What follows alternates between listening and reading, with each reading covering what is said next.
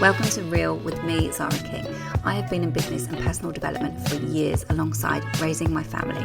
I started in the beauty industry in 2011, moved into network marketing and then coaching and NLP. This podcast originally began helping beauty professionals, and now I support ambitious women in a wider arena of service-based businesses.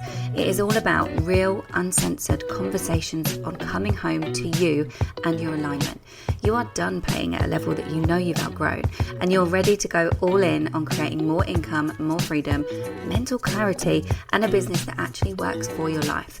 Inside this podcast, we talk real business, real life, and the hard parts most people avoid, from identity to strategy and what it actually takes to grow as women and mothers who want it all. So if you're ready to trust yourself fully and step into your next level, you're in the right place. Hello, and welcome back to another episode. I am so glad you're here. If you're new here, welcome. My name is Zara King. I know there is an intro, but sometimes I just feel like saying that. Thanks so much for being here. If it's your first time, what a great one to listen into. You're probably thinking from the title, why do we feel like this? Why can't I be happy forever? And I just feel like it's such a good conversation to have, isn't it? And it's so common. Is it necessarily normal? It doesn't have to be your normal, and that's why I want to talk about it. It's kind of like when you've had a really, really good week in your business or just general life, like genuinely good stuff is happening. You've got clients booking in, you've got money coming in, everything's clicking, and then all of a sudden, somewhere in the middle of this day or this week, this little voice just comes into your head and goes, oh, okay, well, what's about to go wrong then? And I just see it all the time with clients and myself as well. Things will go well, and instead of just celebrating every win and letting everything be well, there is some part of me that can start scanning around for the little, what might happen here then? It's as if the good isn't allowed to just be good for a sustained period of time. And it happens with everyone. So today I want to talk about that, where it comes from, why it's not true, why it's lying to you. And I can then walk you through as well the leadership loop that helps you catch it and rewrite it, and really quickly too. So I will go through that. And I think first and foremost, if we paint the picture properly, because I want you to really recognize if this is in you. Say you've just had your best month, you're fully booked, all the clients, your income's up. Maybe you've doubled your income or tripled your income, like some of the clients I work with. Your clients love you. They're so happy. Everything's landing. And by all accounts, you should be sat there feeling insanely amazing. And then somewhere in the back of your mind, this thought creeps in, okay, but maybe this can't be sustained. Maybe I can't keep this up, or something's going to happen to take this away. Or maybe just a vague sense of unease, You can't quite explain it. Maybe it's just sitting underneath what should really, really, really be a good feeling. And I call that success anxiety. It's one of those things where we fear success, and it's so much more common than people would admit, especially I think in women who have had to really work hard for what they've built themselves. You've spent years being the one who holds everything together alongside your family and alongside everything else you do, and you're used to things being hard. So good can actually feel a little bit funky. It can feel unfamiliar, almost suspicious, sometimes I hear from women, they're sort of waiting for, what's it like to be caught out for having it easy. And they're like, oh, but what if, it's a little bit of imposter syndrome that comes in there as well. Anyway, what I want you to know is that it's not a dramatic thing. It's not that you're broken. It's also not true. And it's not, when I have this, I'm like, I focus back onto gratitude, because I'm like, I'm not ungrateful for what I have anyway. I'm so grateful all the time.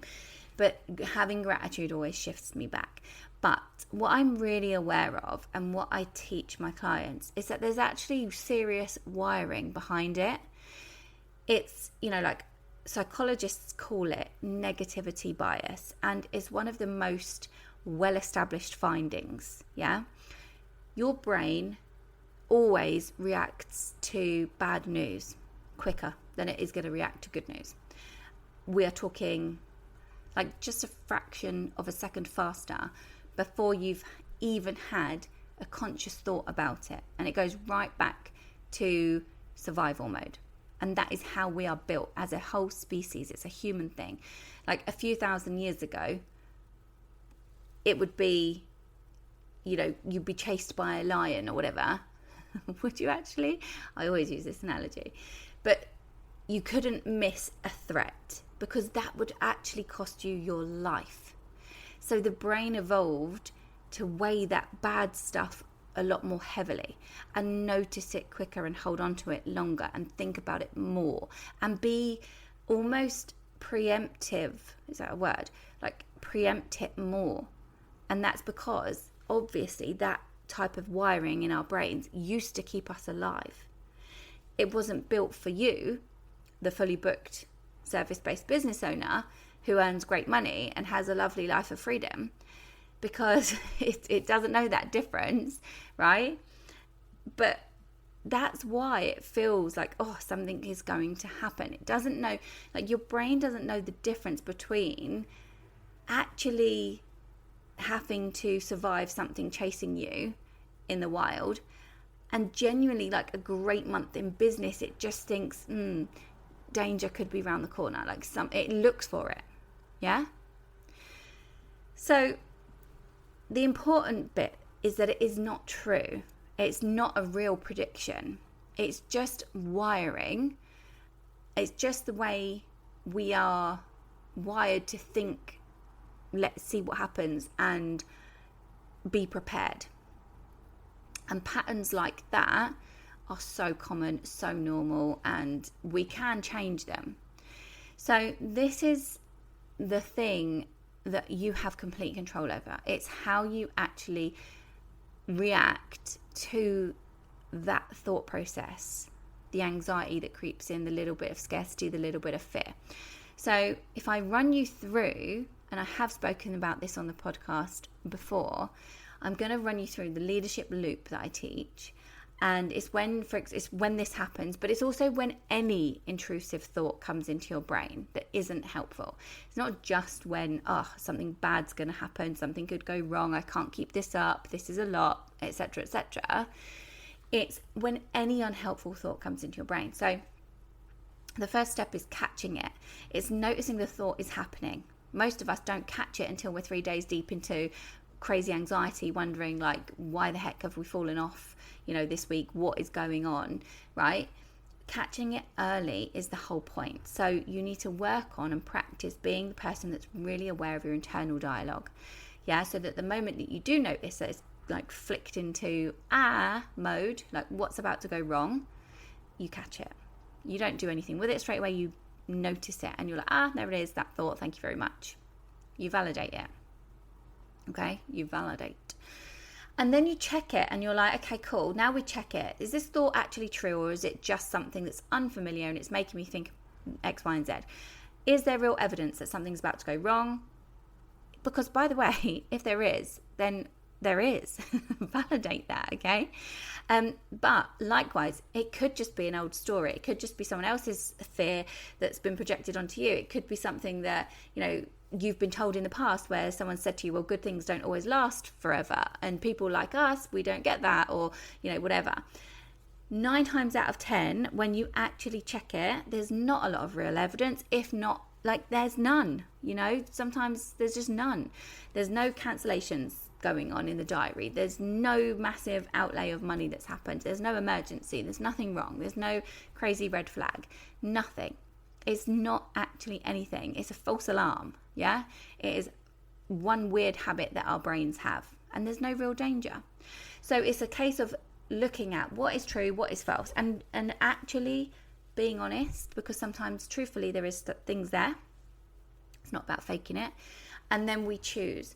So this is the bit that most people probably skip, because it's kind of like, why do people skip this? They probably skip this the most because A, they've not been taught, but B, they think that It's kind of like woo-woo, I guess. So it's the bit that where you go, okay, I've caught the thought, I've checked it, I found out it's not actually true.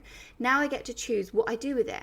So you can choose to believe it, that fact that something is going to happen, and loads of people are doing this, right? Because that's what feels familiar to the brain. It's the negative bias, even if it's not helpful. Yeah. Or you can choose completely differently. You can choose to say, actually, I just let this be this good. I get to do this. I get to let this be this good. I don't have to imagine a problem that hasn't shown up yet. And I get to choose that what I believe to be true is that I am doing X, Y, Z, like insert whatever it is you're doing, yeah? With this amazing, crazy result that we love. We choose to believe that's true. That's what we focus on. And this is where you look at your standards and you raise your own standard for what you're going to accept as your level of normal, of your level of what will help you, and of your level of what's going to like shift you off of your process, like take you out of the game. Yeah, because some thought processes like this are going to make you want to quit one day, or they're going to make you go, okay, I'm not doing that then. So we just don't want to be in that boat. We need to raise the standard. Yeah. So instead of treating this thought process as it's not an enemy, it's not a problem, it's just evidence of where our brain goes. That's all it is. It's being aware of it, and then we raise that standard of, we don't let that in. Like, you raise the standard on what you expect for yourself rather than dropping it back down. That's that part. And then we move. We take the next action from that raised standard, from that chosen belief, from that place, not from the anxiety place, not from the fear-based place. So instead of quietly sabotaging yourself and this amazing good thing that's been happening for a little while, maybe, you move into doing something completely different. Maybe you move and you inspire yourself through different physical practice. You go and dance, you go and let that energy move through you somewhere in a different way that brings you positivity. Yeah, you don't need to control the whole outcome, but you move from the raised standard, from the raised belief, from the better, more helpful place. And that can look like whatever. You start to celebrate, you do whatever you do, and you move forward, and generally that's going to spark inspiration in you. Yeah, that's the loop. Catch it, check it, choose, raise, move. 5 steps. Doesn't take long either. You can write things down. You can work your way through it really specifically. It's what I teach. It's so helpful. And I really just wanted to go through it in more depth because I did mention it on a previous episode about how I regulate myself, especially when I had to cancel a client contract once. And it's the difference between spiraling over something for like a whole week, 2 weeks, whatever, or, and actually just carrying on with a great fucking week and having a great time. And it's just so important. So I thought, let me go through this properly in this episode. Also, because it comes up with clients, they're like, how can it be this good? Like, you get to have this. It's so cool, right? So I want to be super clear about why it isn't just a nice woo-woo exercise, okay? It is actually affecting your business. Okay, when you're quietly waiting for the bad thing to happen, you are going to show up differently. Okay, maybe you decide to change a price, undercharge. Maybe that's just because part of you isn't fully in belief that you deserve that, that income, that great month, that monetary value. Maybe you continue overworking because you're trying to control this outcome of the fear rather than just trusting that what you have built and the success that you've built with the ease around it is okay, and that it's normal and that you get to have that. We don't want that. We want you celebrating. We want you celebrating publicly. Instead of having to worry about saying things out loud, I don't want to jinx it, because then again, like I say, you're not going to show up properly, and then your audience isn't going to get to see, you winning, and that isn't what we want. Yeah, it affects your business and you. So the anxious version of you and the more helpful, settled, calm version of you that this process gives you, hopefully you can see that those two people are making completely different decisions. Yeah? So that is why 2 different people can have a very similar business model with very different results. Yeah. It's not about just slapping a plaster on it and making yourself feel better. It's about actually deciding which version of yourself is going to run the show. What person you're going to allow to decide to make these cool decisions to move forward. So the question that is in the title of the episode is, why can't you be happy forever? Genuinely have a think about that. You know, it's no one's saying here that nothing is ever going to go wrong again, because that's just not realistic and that's not what this is about. But it is thinking about, why can't you actually just let yourself be at peace in the moment, in this amazing moment? We don't need to load up this random problem that hasn't happened yet. We don't need to preempt anything. And that answer is going to help you move forward when things that are really great are maybe followed by something that isn't so great. Okay, let's just be honest. It's going to help you move forward if something does come up that's quite hard. Yeah, that's really going to help you move forward for it. Whereas if you're doing it the other way around and you're letting anxiety take over, you're not going to deal with it very well anyway. So it's kind of like we want that brain to be working its muscles in a way that changes those old patterns. Yeah? So you get to do that, by the way. You are allowed to update the wiring of your brain. You're allowed to let this good time carry on. Yeah? So hopefully this helps. And next time you catch one of these thoughts, like, oh my goodness me, what is about to go wrong? It could be right in the middle of a crazy month, right? Just run it through that. Run it through the loop. Catch it, check it, choose what you actually want to believe, and then raise your standard for what's normal for you now, and then move from that place, not the anxious place. Because we're allowed to have the good thing. We are allowed. So I really hope this helps. Let me know. Reach out to me. Everything's in the descriptions. And I'll see you on the next one.